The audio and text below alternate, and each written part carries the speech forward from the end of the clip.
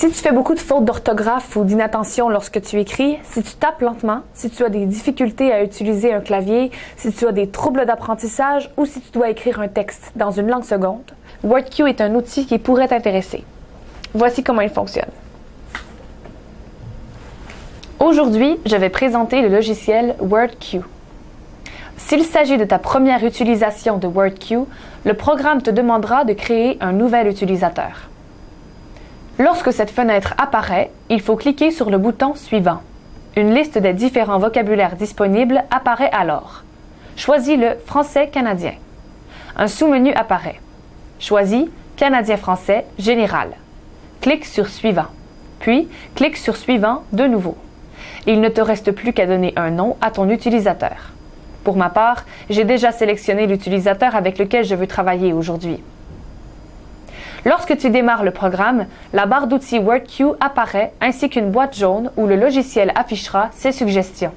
Lorsque tu commences à taper un mot, WordQ affiche une liste de mots débutant par les lettres tapées.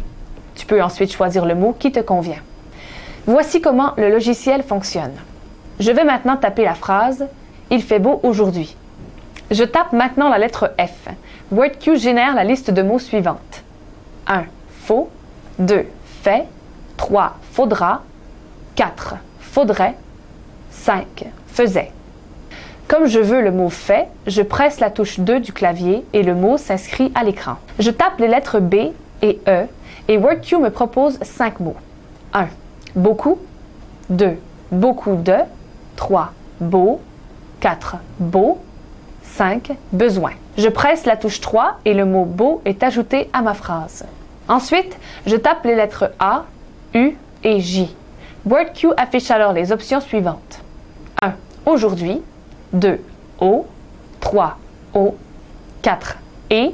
5. Al. Je presse la touche 1 et le mot « aujourd'hui » apparaît à l'écran, complétant ainsi ma phrase. WordQ peut également lire le texte affiché à l'écran. Pour ce faire, il faut simplement mettre en surbrillance le texte que tu veux faire lire. Ensuite, il suffit de cliquer sur le bouton « Lire » de la barre d'outils WordQ. Voici comment cette option fonctionne.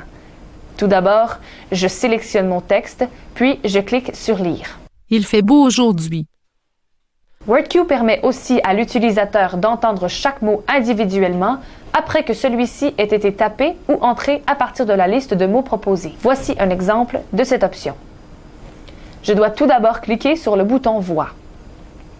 Puis, je tape les lettres B, O, N et J. Le mot « Bonjour » apparaît en première position. Je presse la touche 1 et WordQ lit le mot que j'ai sélectionné. Bonjour. La barre d'outils WordQ n'est pas personnalisable en termes de taille ou de police de caractère. Cependant, il est possible d'utiliser un outil d'agrandissement gratuit, Aldo Magnifier. Cet outil est disponible au www.aldostools.org/magnifier.html. Je vais maintenant utiliser Aldo Magnifier afin d'agrandir la barre d'outils WordQ. Une fois l'outil activé, il est disponible dans la barre de tâches. Il suffit de pointer la souris sur l'objet à agrandir, comme ceci. Et voilà! WordQ est un excellent logiciel pour toute personne ayant besoin d'aide pour taper et éditer un texte.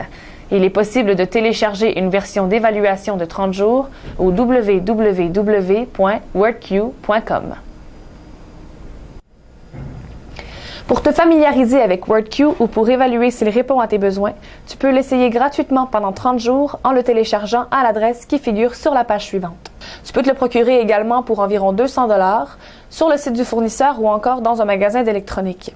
Si tu es étudiant, tu peux bénéficier d'un rabais en te rendant au magasin ou à la coop de ton établissement scolaire. Informe-toi!